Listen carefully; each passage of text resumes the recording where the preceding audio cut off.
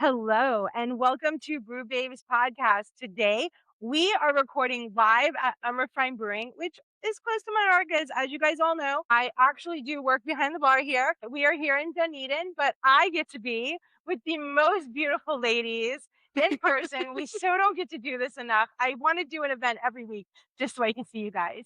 But to my right, yes, that is my right, is my wonderful, beautiful beer life mate, Kat Jones. How are you today?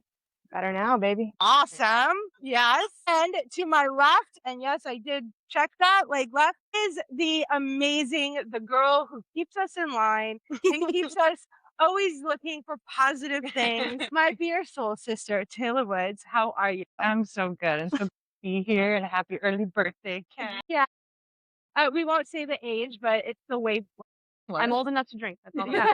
Always timeless. I'm at the age where timeless is a real answer. Like, I'm always. So, what is new with you girls, Kat? What do you have going on that we did not hear about in the last couple episodes? Well, thankfully, I made it through our 6-year anniversary party at Gulfport. It was a huge Such success. a great fun day. Such a great fun day. And now I get to start the next chapter of planning another beer festival because that's all I want to do anyways. Now I'm working towards Beer Week and what we've got coming up for halfway there. So lots of planning involved, but And then very also excited. all the texts that I send you guys throughout the week. We're like, hey, I haven't set a new beer fest. Who's going to be available? Yes, there's so many beer festivals going on in the I know. upcoming weeks and months because we're getting into the season that is a little bit calmer weather-wise for Florida. So between Tallahassee Beer Festival, FBG Conference, Space Coast. just popped up. I'm very Yeah. excited about that one in October. And then Badass, of course. Of November. course, November. Everybody's there for Badass. Yes, it's like, Uh-huh. this is when we get to start. And before you know, Then it'll be another beer again. week, and we go crazy for 10 days and go to sleep for 4 days. Yeah, exactly.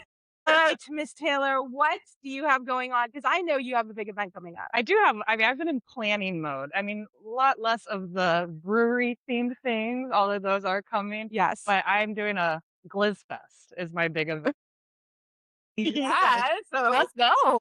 The hot dog themed festival at Haggard Coffee in Brooksville. Hell There'll yeah. be a dunk tank. There'll be dog eating contest. Winner wins $500. Wow. And it's only it's to the song of Who Let the Dogs Out. So that's as long as the contest is going to be. That is perfect. And all the proceeds go to the Wounded Warrior Project. So I've just been Very in cool. planning mode of all of that, and it's like a week and a half away. So yeah. I have been watching everything online. Like we do so much with Beer Fest and everything.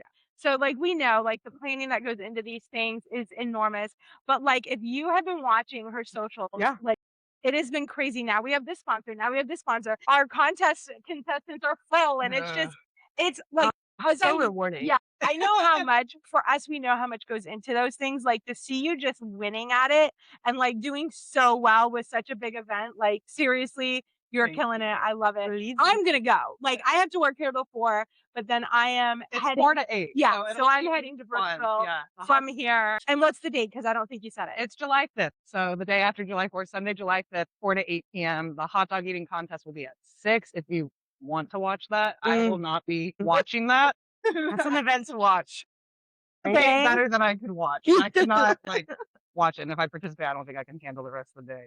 So we're not going to do that. But it'll be, a lot of fun. And it is a lot of work. And it's fun. It's like that controlled chaos. Like, Yeah. day of, you get to have a ton of fun. And it's just going to be, I'll be dressed like a hot dog.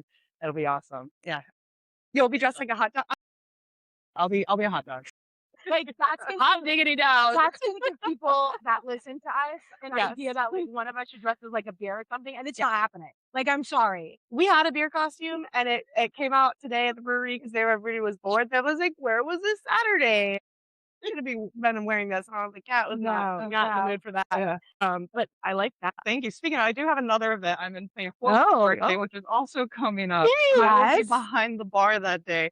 So I'm doing a blank walks into the bar party. Okay. So fill in the blank. So you can be a beer walks into the bar. You can be a I always have a joke at Gulfport because we do because we say like, yeah, I'll take a hippie, and I'm like, yeah, hippie if he walks into the bar. We are like, people are gonna walk in and stuff, which I think is awesome. That's I fantastic. know. I love live audiences, and it's like just gonna be random, which is awesome. That's perfect. Yeah, and what do I have? I mean, like I do the same stuff. Yeah, girl, you have so much.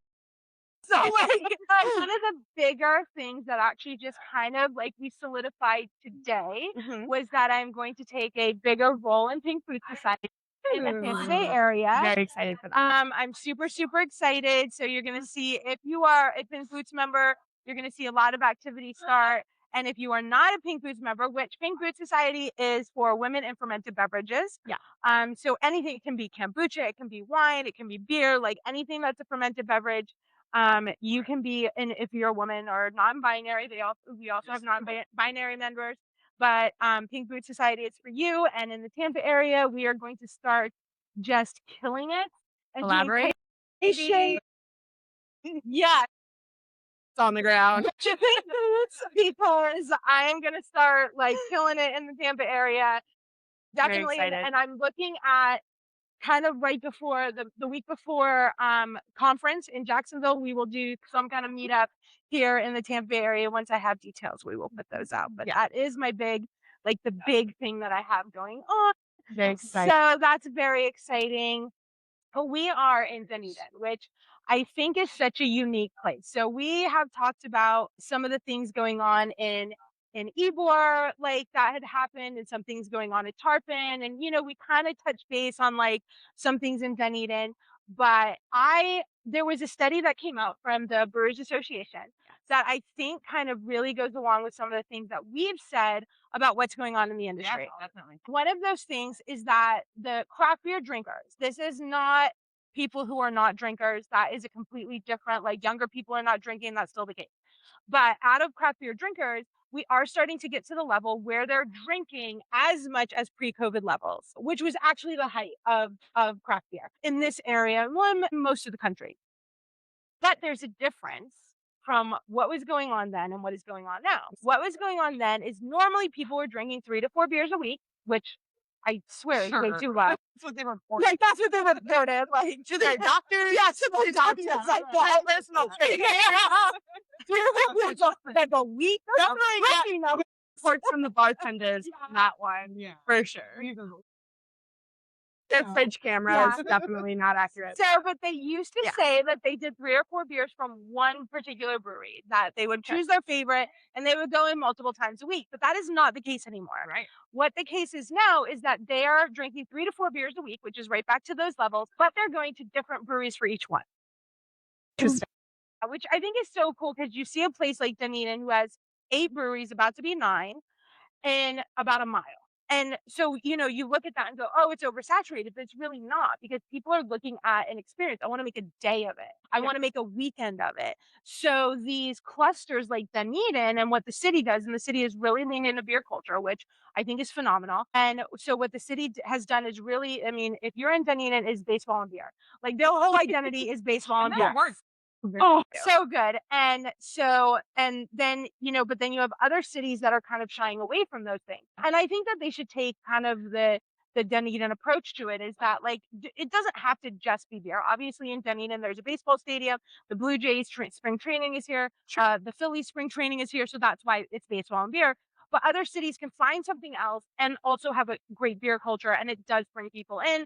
Beer tourism is up. Beer drinking at multiple locations is up. The breweries that are suffering the most are the breweries that are kind of outliers and out of the way, because it's not, that place could be a good experience, but it's not an overall all day experience where you're going from place to place and getting a different experience all day. So that's really interesting that you say that. Maddie's just started brewing their own beer. And if you guys don't know, Gulfport is like a tiny little gem right between downtown St. Pete and St. Pete Beach. And when O'Maddie's said that they were going to start brewing their own beer, everyone was like, oh, what's Gulfport going to think? What's Gulfport Brewery going to think? We're like, we're stoked. We're so stoked, because now there's 2 breweries within a walking distance, which is awesome, and which is fantastic. And we went after our, you know, celebration. We had the official after party at O'Maddie's, which was so fun.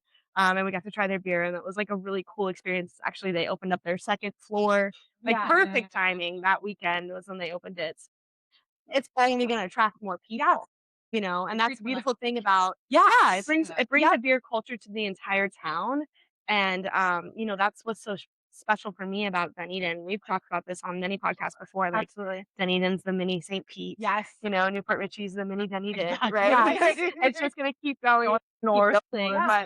But when you get so many breweries in a little town like that, even like Safety Harbor or what's happening in Seminole Heights with all of their little breweries that are coming together. When you're neighbors like that and in the brewing industry, you really work together to make things happen. And that's And I do think that that is going to be what's coming up. And I think it transforms a community because it's safe. Yes. It's people willing to pay for quality. Yes. It's not like, oh, I just want to get drunk on a dime. It's like, I want something that tastes good, is crafted just for me, and put love, all that stuff in it. And then it's kind of, mimicking after like Asheville, North Carolina, or Bend, Oregon, who I'm going to go there and I'm going to go to all the breweries. Yeah. People around here, they got the brewery passport and they want to hit, like, this year I've been to X amount of breweries. Like, can you top that? It becomes kind of like this game. And if you can get a place with more breweries, you can go to more breweries and you don't have to drive to get there. You can rent a place, drink the whole night. Absolutely. 2 hours and then worrying about getting. Well, and like a place like here, they have the trolley that takes you all the way from Tarpon all the way to like St. Pete, which is great. In St. Pete, we have the Sunrunner, so you can go from brewery to brewery. It's walkable by at least 2 blocks. The Sunrunner is a really cool thing, and lots of people take advantage of that when brewery hopping. That's the best way to do it. And Tampa is doing that at the Riverwalk, where there's several different. You can get on a ferry and go to all the lines on the Riverwalk, like, and you can start at because we started at Eulalie. And then kind of went around. So I mean, that is it's such an experience. They're a tea, but they just released it today online. The PSTA, which is our Pinellas County, just actually purchased 2 ferries for the Tampa. So I'm very, very excited to see. Now, it used to be a private company. You could go from, from St. Pete to Tampa, which was great for like hockey games or concerts specifically. But they had weird ticket times and it was kind of expensive. Now it's part of PSTA. So they're going to be launching, being able to 7 days a week go to Tampa on the ferry. And that's huge. That's huge for the Bay. Yeah, huge for the Bay. And now we're going to be able to commute. And like, there's the one thing that I don't love about Tampa is driving over the bridge and B, parking. Because we hate bridges. I really do hate bridges. I don't even like going to my brewery like in Dunedin because of the Skyway Bridge. Like, I literally have so much anxiety about it. But do it. I love my babes and I gotta go, but how exciting to just be able to hop on a ferry.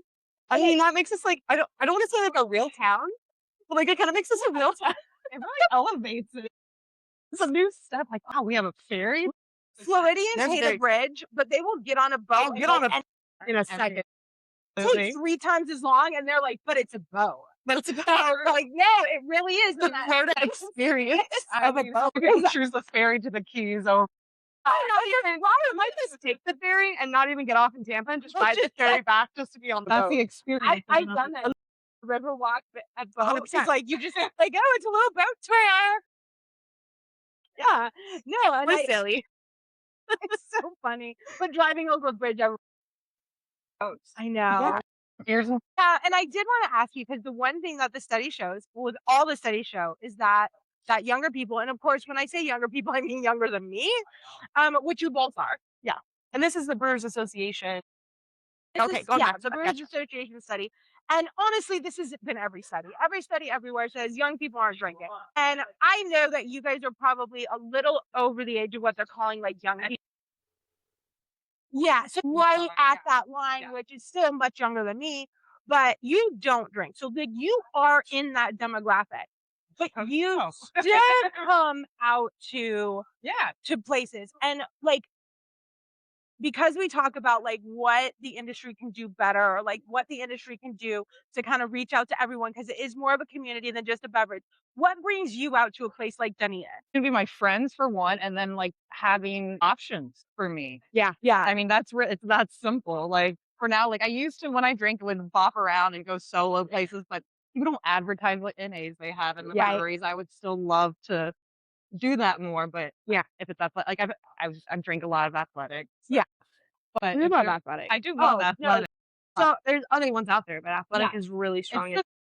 It's kind of the NA standard of but definitely having friends and then options. I mean, kind of that thing, and that study kind of referenced it, like having more options. Yeah. Not everyone's drinking the same thing. It's kind of half and half all over. Like a equal percentage is drinking beer, equal or craft beer, equal relatively equal drinking like domestics and then spirits and stuff like that. So just having options.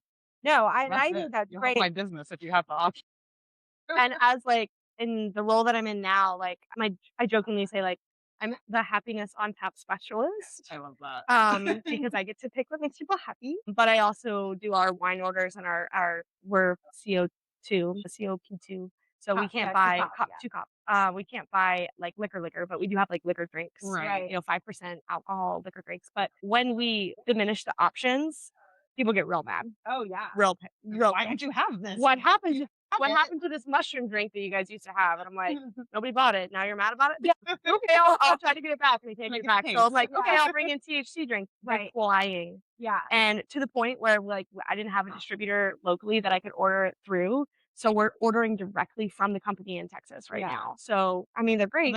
And I think you're going to see now, because I go on the lobbying side of things, that is going to be a gray area coming up because the Florida legislature does not like THC drinks. Yeah. And I think that's October that's happening. No, we'll start. Yeah, there's some rule changes in October, which are not as bad as what they like. But I think when we go back, I love that you just have like you just got all the information. Yeah, I know what they want to do, and it's going to be much more restrictive. Yeah. Now I kind of look at it as like this is like trying to put toothpaste back in the tube. I like. Like, I mean, come on. Absolutely. Everybody's drinking it. I think that you're already gonna see like some of the higher THC is gonna be gone in October. Like that's just not gonna happen. Yeah. And I think they're gonna try to restrict that, but I don't think they're gonna go away. Because again, that's like putting toothpaste back in the tube. Like they're already out. Everybody loves it. People want it more. It'd be like a THC prohibition thing. Whenever you ban something, that's when everybody wants it even more. So I just don't see that being I don't want to say smart decision because I don't want to call them dumb. But I don't think it is wise. Because I just think that you're going to make a black market for THC drinks, which is ridiculous. We already have it. Right. So we definitely don't have a black market. I don't know what you're talking about. Definitely not a thing in Florida. I think they've been too popular to just stop them. Yes. So I think that, those are going to be something that ebbs and flows. I think you're going to see legislatures kind of try to take up that issue. Like I said, I don't know how successful they're going to be because again, they're already out. They're already tightening the rules is not a bad thing. I don't think so. I have, not me personally, I don't dabble in those things. I don't. But I've reached out to every distributor that I work with. I've reached out to every, independent place that I could find online that delivers in our area. And I've asked them all for samples. Yeah. So my team is very happy with me right now. Yes. Because we have had samples of THC for weeks on end now. And it's like, oh, there's another one. Oh, there's another one. And like, got to do a team meeting. And so I get everybody's, got to do a safety meeting in the alley. No, just kidding. We've gotten to try a lot of different ones on the market. And some of them, they say that they're this or that, and they kick people who smoke in the butt. Like really, they're not honed in. So if there's going to be regulations on it, I'm actually happy to see that the regulations might hone in the amount. Standardization. Like you have to already have the information available online. And most places are kind of like THC is kind of the first ones that I've seen that are putting QR codes on the can and allowing you to see the lab reports because that's it. They have to, right? They'll have to make it available online. But a lot of them are utilizing QR codes on cans. And like I could just laugh in 2020 when we were trying to make QR codes happen. When we were trying to like freak out, like how can we get this happening? And now QR codes are everywhere. People understand how to use them.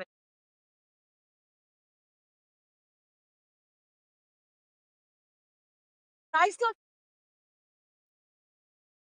because I didn't realize my camera could do it. It's been a whole thing. I learned recently you can actually click on the QR code. If you just click on it, it'll pop up. Yeah, I didn't realize. I always thought, I need to take a picture of this picture so I can get the QR code. No, no, that's great. You're my age and you're like, can't I just get a paper menu now? No. Yeah, right. I use QR codes. I love QR codes. I think they're fantastic. But it's just funny because 6 years ago we did. Yeah. And it's wild that they're now on cans and things like that. Like the Boat Drinks is the lifestyle brand that we've just launched from Gulfport. and we put a QR code on there, and it just goes to a Spotify playlist.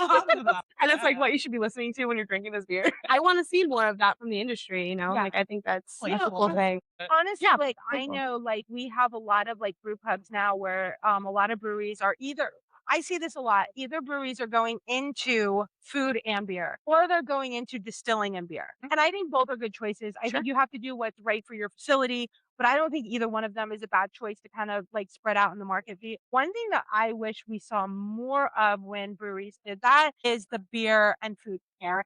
Yeah. Or like if you have drinks and food and beer, like what the best cocktail would be, what the best beer was. Like, because I'm always about the overall experience. Like I did have someone at Gulfport was like, "What's your favorite beer?" And I'm like, "Well, no, I mean like my favorite all time Question. all of them." But my favorite flavor of a beer is pineapple. So like there's a lot of different beers with pineapple that I really, really love. But I wouldn't necessarily choose that if they had it on tap, depending on what I was doing. Yeah. So like I always say, like Yeah. my go-to is Reef Donkey because it does pair well with everything. But it's not because I mean it's a great beer and it Pairs is well with a good time. yeah, like you can't go wrong. It's always gonna taste good. It's always gonna pair with whatever I'm doing or Yeah. whatever I'm eating. So that is my go-to beer.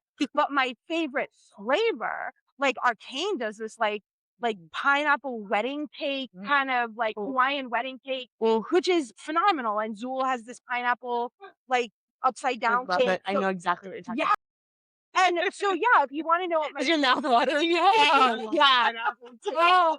That's And I will say, I give so much respect to a brewery that uses pineapple because pineapple can be very, very sweet or it can be very, very acidic or both. Yeah. So to use it as an adjunct in the beer is such a risky thing. So when people do it right, like I really have a lot of respect for that. So Yeah. like, yeah, do I have a favorite flavor of beer? Absolutely. But do I have, is that what I would just go, oh, that's my favorite, so I'm going to drink it? No, because sometimes I'm going to be eating something. I'm going to be eating yeah. pesto pasta, and that's going to be terrible with a pineapple beer, so I would go with a Reef Donkey because that would pair better, So, I mean, I think I wish breweries actually like really immersed you in the whole experience. Like, that's great that you are branching out, and I love that. I love, love, love when people branch out in the industry, innovate all the time. But also bring it all together to where you're enhancing the experience with it, not just giving people more options. Kind of the intentionality. Yes. Like, yeah. Food's your thing. Bring in food, but like make it vibe. Yeah. Going.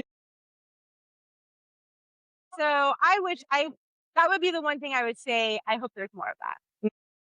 Oh, you just got to get out there and recommend stuff. I know. Everybody should listen to this podcast. True. Sure. So Everybody like, can listen to this podcast on anywhere the podcast. So many people that like have seen our clips on Instagram or TikTok or Facebook, and they're like, "I love your clips. Where can I go to listen to the podcast?" I'm like, "Literally everywhere." And wherever you listen. Yeah. And they're like, "I don't listen to podcasts." And I was like, "All right, well, we'll be your new favorite podcast. We'd love to talk to you." Yes, absolutely. No, it's so that happened to me so many times. I know, but I'm like, like I'm out of places, or sometimes I'll be out of place, and they're like, "You're the podcast." Oh my gosh, yes. So you're talking about Saturday, right? Yes. Okay. They're like, "You're the podcast girl," and I was like, I forget Caitlin, the newest bartender at Southern Lights, and her mom. And I had walked over to like check on you to make sure you were hydrated and like taken care of and stuff. And she was just like, "Do you have a cat?" And I'm like, I'm the redhead on the logo. We were all saucy at that point.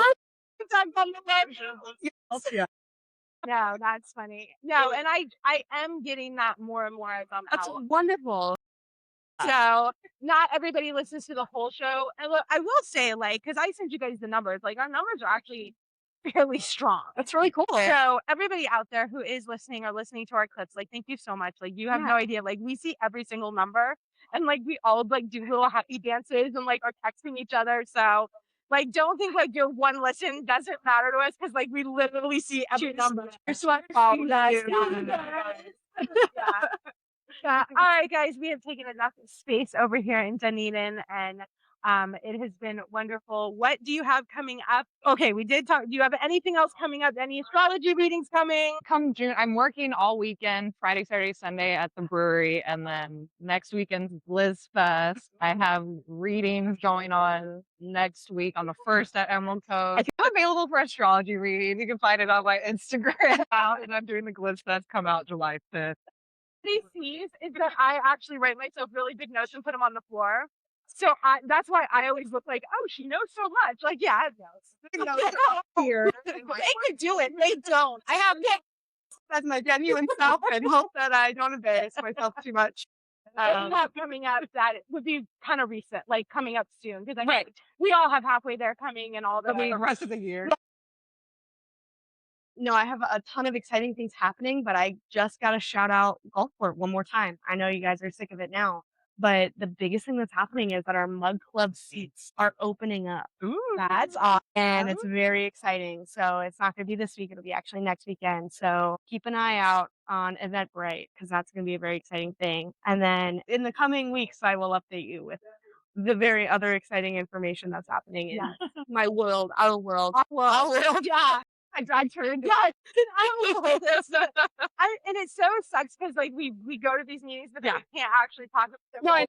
No, I just secured my first total wine sampling, which is rad. Yeah, I'm so very excited about that. So I'll put that out a little bit more. But yeah. And then I am here at Unrefined Tuesdays and Sundays. Hell yeah. We have started doing a little bit of food. Ooh, We have like these super big pretzels, which are amazing. Yeah.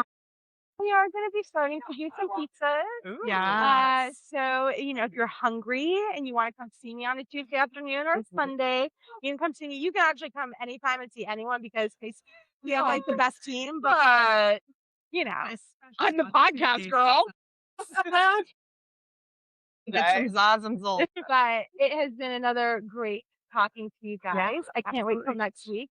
Next week we have Paloma on from Florida Brewers Guild, so I'm so excited for that. No, we're not fangirling So excited. at all. We're just like we're professional podcast girls. I'm fangirling.